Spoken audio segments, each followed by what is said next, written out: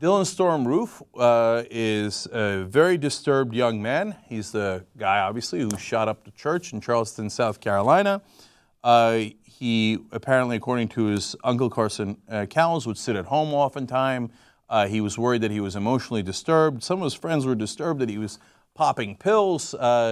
He was apparently involved in some sort of white supremacist groups as he posed with jackets and other paraphernalia of racists. So what did they decide to do, his family? Well, why not give him a gun? His uncle, Carson Cowles, revealed that on Roof's 21st birthday, a few months ago, his father gave him a .45 caliber pistol for his birthday. Oh, great. You got an emotionally disturbed guy who's part of some racist groups. Give him a gun. Give him a gun. Hey, it's America. Some debate about whether the guy's a maniac and whether it's just mental illness or it's also race or it's terrorism, whatever, okay, on that debate. Either way, let's not give him a gun. There's 300 million guns. There's about 300 million people in the country, about 300 million guns in the country. Everybody's got a gun. Now, I know some people have more guns than one, so not everybody has one, right? But you get a sense of, we've got a lot of guns in this country. We're swimming in guns.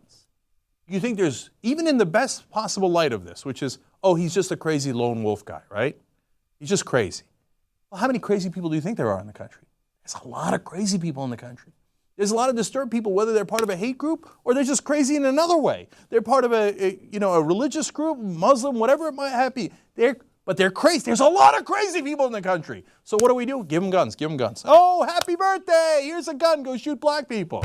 Now, I don't think his dad knew that he was going to shoot black people. I hope to God he didn't know that. I'm not putting that on him. But what I am putting on him is, don't give your disturbed son a gun for his birthday. That's a terrible idea. But it's part of the American culture, our Second Amendment rights. How often do you protect against tyranny with your gun? Oh, right, never. There hasn't been an armed revolution against the U.S. government recently, has there?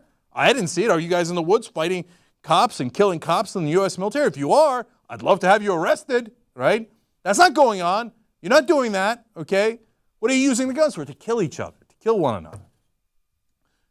Coincidentally, the Violence Policy Center just did a study, just released right before the shooting, actually. So there's this myth, like, oh, no, we use the guns to defend ourselves. Really? Okay. Intended victims of property crimes, according to the study, engaged in self-protective behavior with a firearm only 0.1% of the times they were targeted by a crook. Congratulations. That gun came in handy not 0.1% of the time. 99.9% of the time, you didn't use it for self-defense. That's not what happened. So what happened instead? Well, let's look at homicides in 2012. There was 258 justifiable homicides involving civilians using firearms in 2012, compared with 8,342 murders by guns. Okay? So over 8,000 murders by guns, but 0.1% of the time you protected yourself in a self-defense situation. And then Josh Sugarman, who is the executive director of the Violence Policy Center, said a gun is far more likely to be stolen than used in self-defense. And this is before we get to the even larger number. Roughly 22,000 people die accidentally from a gun or use one to commit suicide per year. So when you take suicide, accident, and murders, you're looking at over 30,000 people a year that die from guns in this country. But 0.1% of the time you get to use it for self-defense. 30,000 people dead. Guns don't kill people.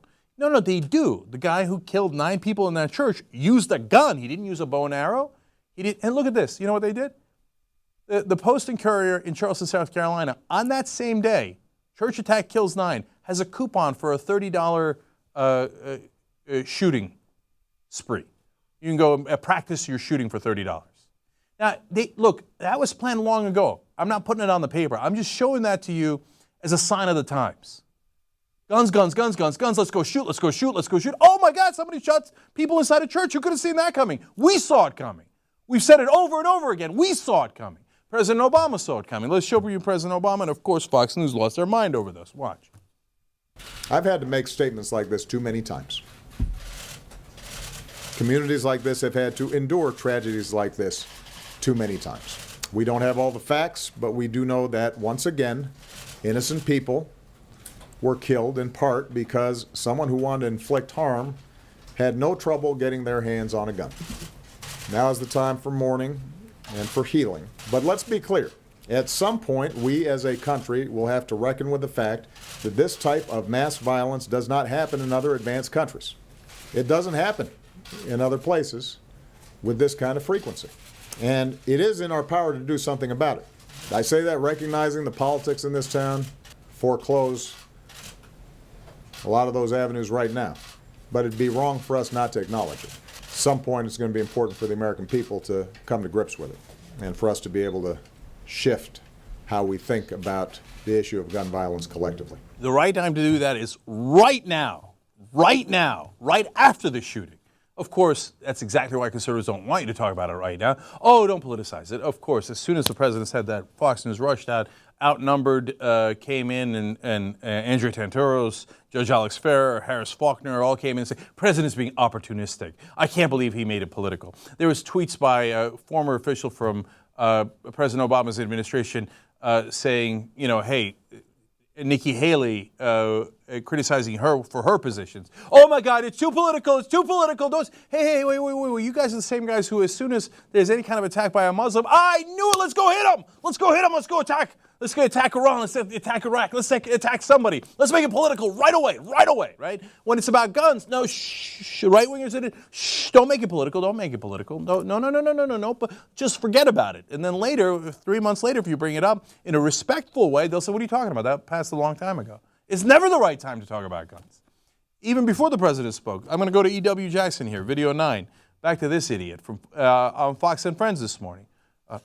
Not about the guns. And I would mention one other thing very quickly, and that is I would urge pastors and men in these churches to prepare to defend themselves. It's sad, but I think that we've got to arm ourselves, at least have some people in the church who are prepared to defend the church when women and children are attacked. Look, I'm a pastor. If someone comes in to hurt my church members, I have an absolute obligation to defend them, to protect them. Well, as a pastor, it's absolutely something that I would do to protect the people whom God has given me charge over. You protect and shepherd your flock, I'm sure, in any way that you certainly can, in faith and in practicality. You know, amen. Oh, amen. Yeah, no, that's even better than I expected. Arm the churches. So their answer is more guns. Yeah, the 70-year-old killed there, the 80-year-old killed in that church. If those grandmas had only had packing heat and they pulled out the guns and they started shooting all over the church, that would have made the situation so much better.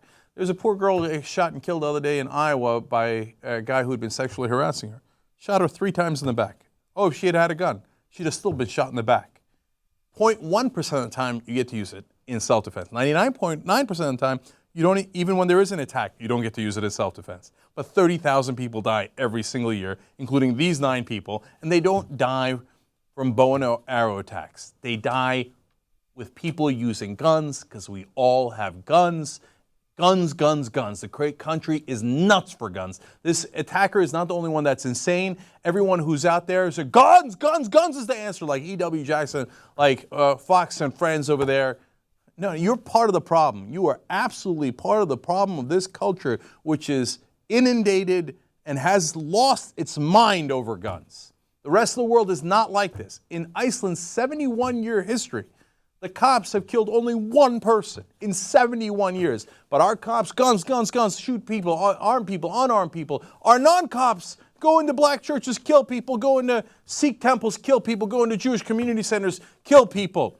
And you get angry with one another, you kill each other, you commit suicide, you have accidents. How many stories have we covered on the show? A 2-year-old found a gun, killed himself, killed his brother, killed his father. Guns. Is it the guns? Of course it's the guns.